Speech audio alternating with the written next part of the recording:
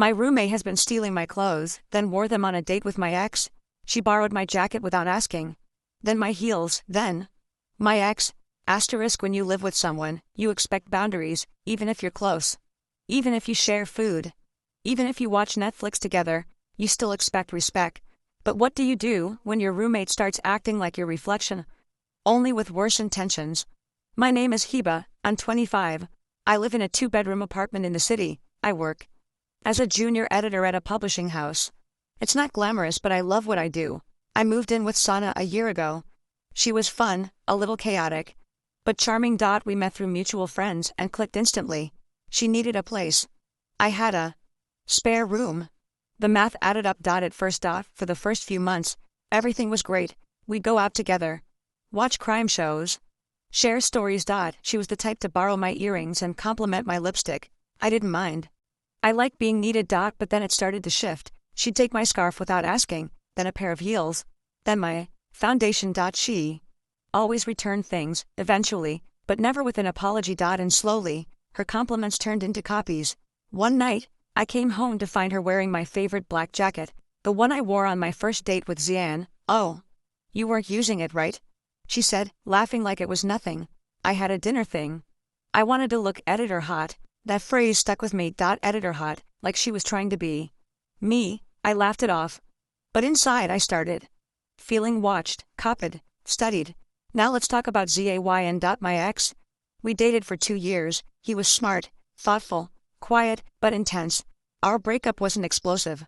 It was slow, exhausting. We drifted apart, or at least I thought we did. I never told Sana the full story. Just that it ended. That it hurt, but not enough for her to think he was available or fair game. One night, I came home and saw her in the hallway wearing my green satin top. The one Zion once said made me glow. Her hair was curled, makeup flawless. I blinked. "You going somewhere?" "Oh," she said casually.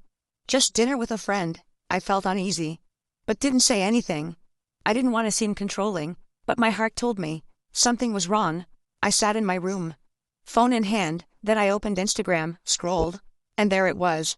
A story posted by one of Zion's friends, a group photo at a fancy rooftop restaurant. In the corner, barely noticeable, was Sana. And across the table, Zion. I froze, couldn't breathe. My stomach dropped. My skin burned. She didn't even hide it.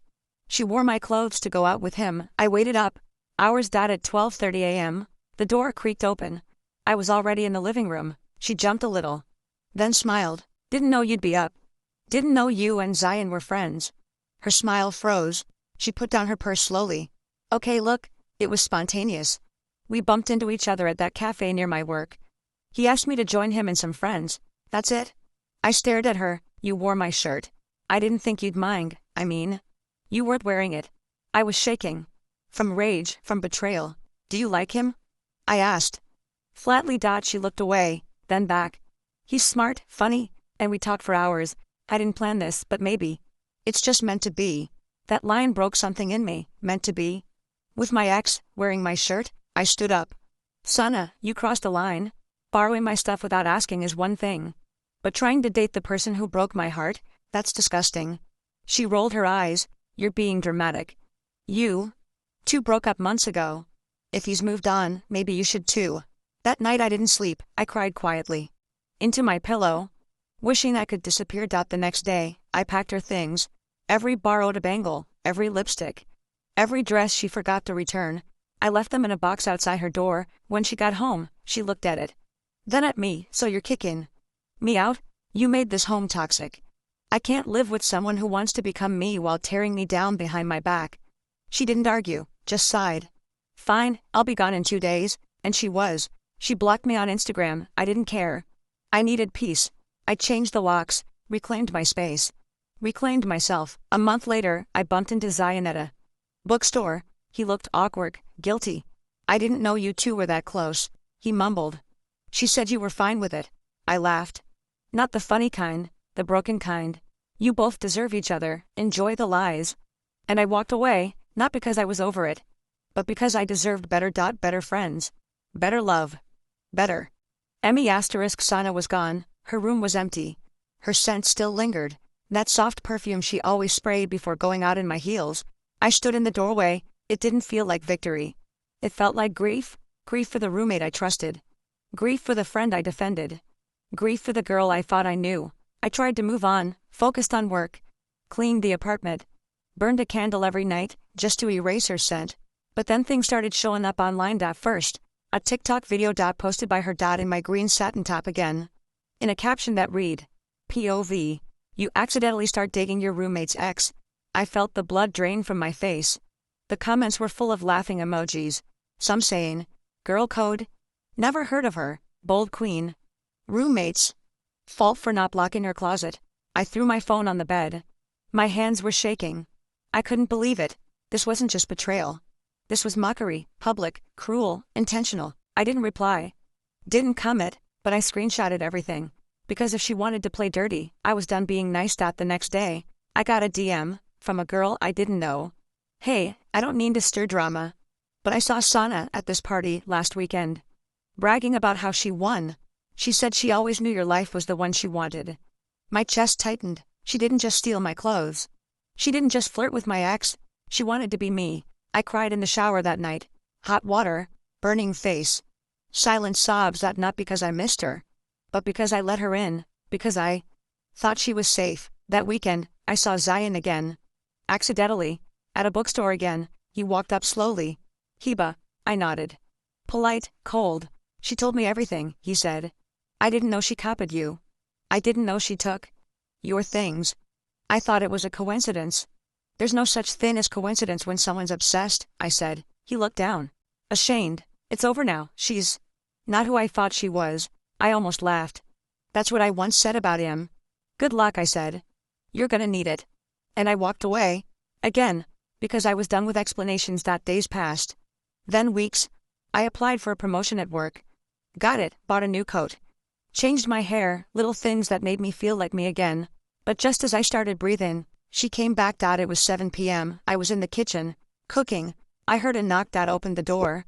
And there she was, Sana. Her hair was messy. Her eyes red. Can we talk? She asked. I crossed my arms. Why? So you can borrow another part of my life? She flinched. I messed up. I really messed up. I didn't say anything, just stared. Zion broke up with me, she whispered. He said he still loved you. I raised my eyebrows. Not surprised, not interested. I thought if I looked like you, wore your clothes, talked like you, that maybe he'd love me too. There it was, the confession, the truth I always knew. You didn't want my ex, Anna. You wanted my identity. You wanted my comfort, my confidence, my glow, she cried. But I didn't move. I ruined everything. I have nowhere else to go. That part hit me. Even in all her flaws, she was once someone I cared about, but not anymore. You can't stay here, I said. Not anymore. I forgave you once, that was enough. She nodded slowly. No drama. No begging. Just silence. She walked away. For good this time. I closed the door, turned off the lights, and sat in my living room. Alone.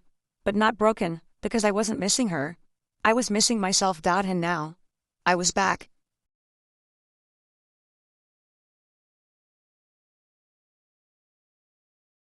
After she left for the second time, the silence felt different. It didn't hurt anymore. It healed. The apartment didn't feel haunted. It felt mine.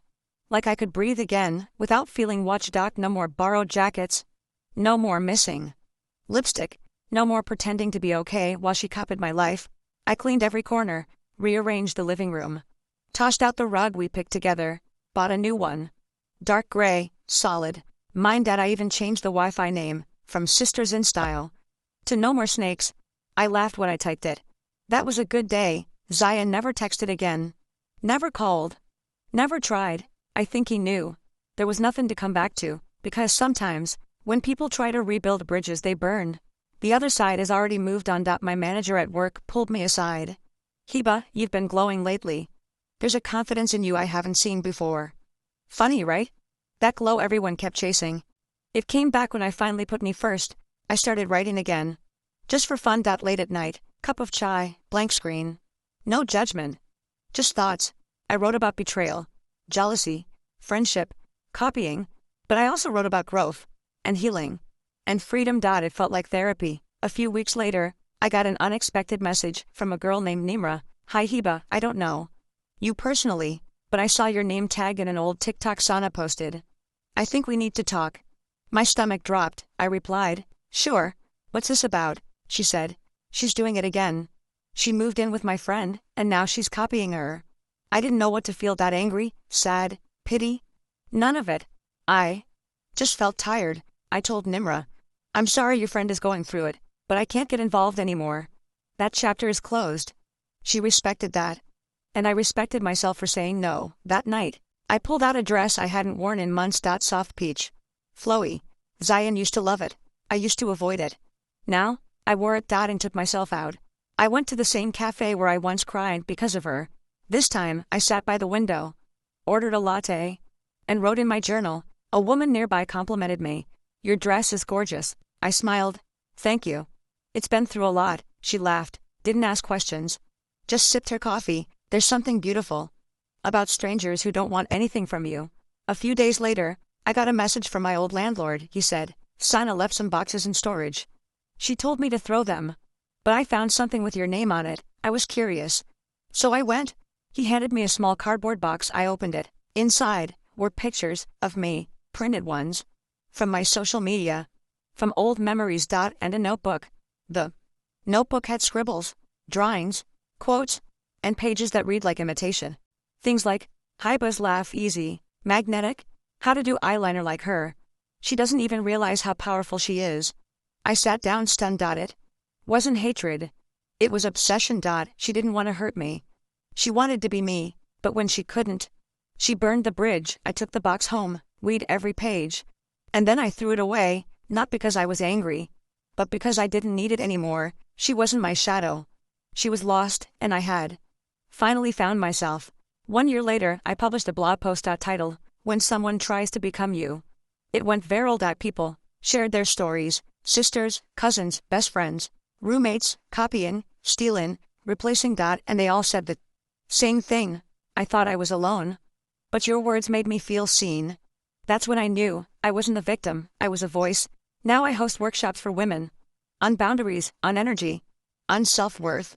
I speak loudly, confidently, because no one will ever wear my skin again and call it their own. People ask me now, whatever happened to your roommate? And I say, she taught me what envy looks like in high heels. She taught me to protect my light. She made me uncopyable. And that's the truth. Can steal someone's shirt, their shoes, even their ex, but you'll never steal their spirit, their peace, their identity. I live alone now, and it's the best thing I've ever done. Because sometimes, the quietest place is where the loudest healing begins, and if anyone ever tries to take pieces of you to build themselves, remember, you are not a costume, you are not a template. You are not replaceable, you are one of one, and they will never be able to wear you right.